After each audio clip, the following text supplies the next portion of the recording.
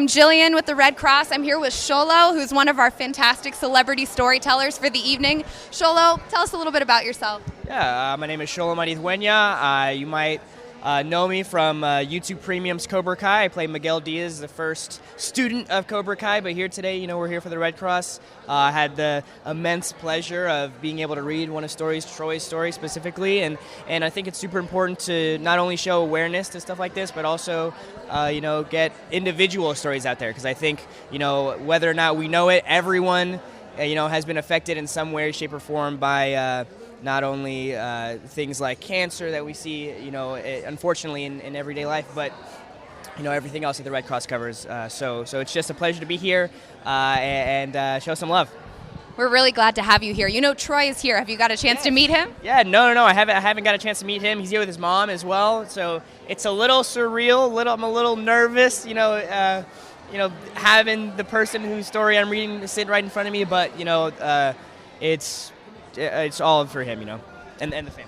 I'm sure everyone's excited to hear your telling of the story, Troy. I'm sure on the big stage, that'll be really exciting for him. If I can ask you just one more thing. When you think of the Red Cross, whether it's a word or a phrase, what's kind of the first thing that jumps to mind? Prevention. No.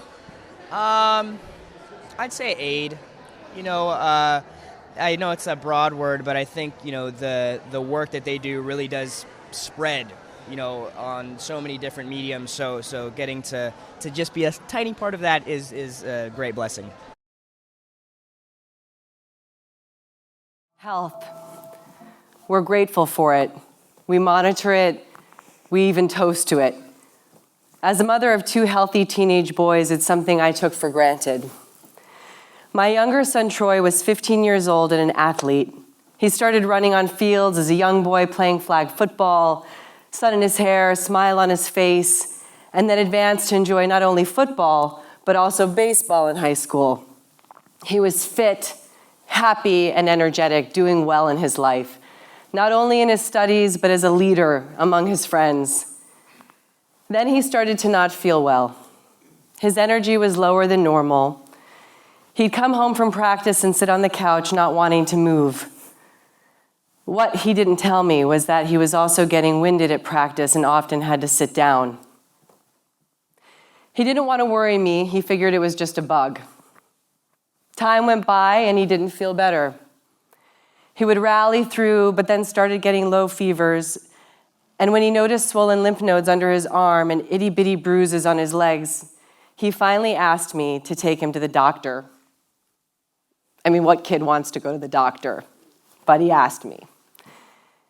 Even though it was odd for Troy to want to see a doctor, I wasn't exactly alarmed. I thought it could possibly be mono, or at worst, he might be a little anemic. Both Troy and his brother had been strong, healthy boys. I made an appointment with the pediatrician, and Troy's dad took him to the visit, and we all thought it was going to be okay, that he would be fine.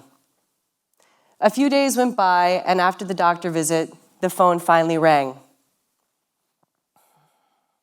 And to this day, I can still remember exactly where I was and what I was doing when I answered the doctor's call to hear the results of Troy's blood work. We're pretty sure Troy has leukemia.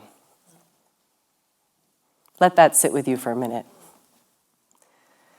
And the room got smaller.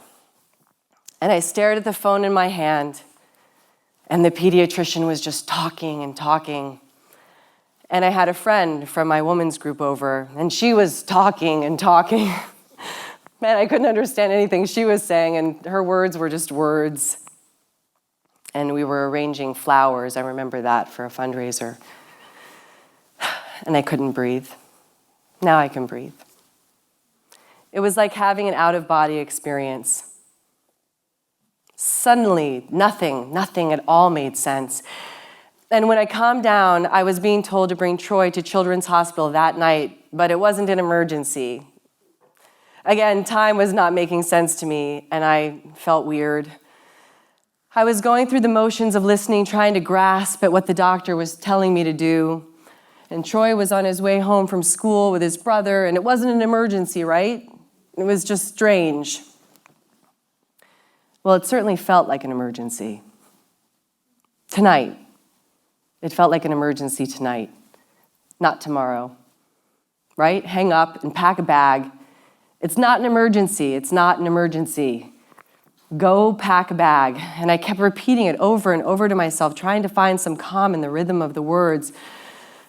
Just pack your bag. When Troy walked in, his dad and I told him together. None of us knew what to expect. We were scared, but the sense of urgency only gave us time, only just time to cry just for a moment. Troy needed blood and platelets right when he was admitted to the hospital, as soon as he was diagnosed. And neither Troy nor I ever really thought about platelets, and suddenly we were getting a crash course in why they are so important. They are essential to surviving and fighting cancer. And I always imagined people who received blood as being, emergency room patients, gunshot or car accident victims, and I didn't realize the need for blood right then to fight disease. But every 15 seconds, you guys, somebody needs platelets. They are in constant demand by hospitals. They also must be used within 5 days, so new donors are constantly needed. I just donated a couple weeks ago. Platelet donors are different than blood donors. It takes 2 hours to donate platelets. Precious time out of a donor's day, but ever so important. And we began to think of blood in our family and platelets as liquid gold. Troy needed a lot of both, and there was one time when Troy was receiving chemotherapy and he needed platelets, and the nurse said there was a shortage, and a half an hour passed and it still didn't arrive, and Troy got paler and paler. He feared he wouldn't survive. And I was trying to stay strong as my little boy's face was staring up at me, but also impatient as hell to when the platelets would arrive. Please get them here already. My boy needs them. Definitely, probably one of the hardest things I've ever been through is finding out that I was diagnosed with cancer. When we got the call from the doctor, it felt like it was a mistake.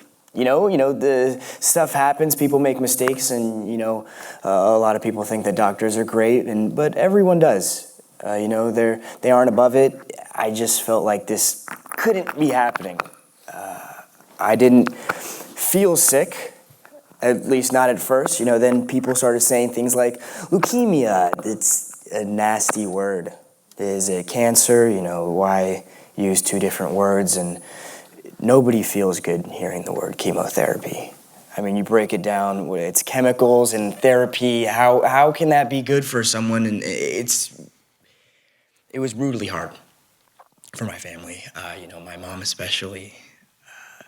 I remember that she would always pretend that it was fine when really I felt like she was the one that was the most scared. It was awful seeing her like that, and when I took her hand and promised it would be all right, it seemed like sometimes it just made it worse.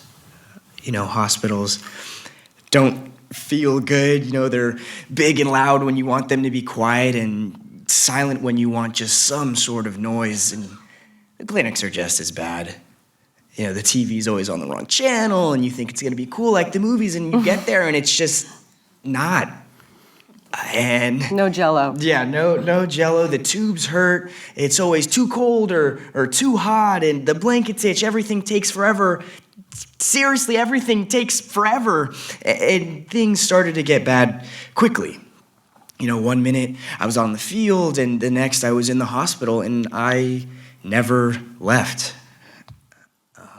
At one point, I developed mucositis, which is incredibly painful, and I had sores that went from my lip all the way down to my digestive tract, and I had a morphine drip.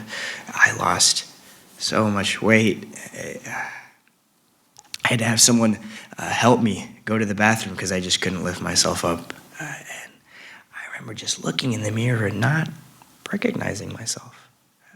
I was pale and lifeless, and the only thing I would help was blood and platelets, and they were so important. The donors really are doing a selfless act, and the commitment they have, the sacrifice that they take, it's not only of their time, but of their body. It's something that I will always be grateful for.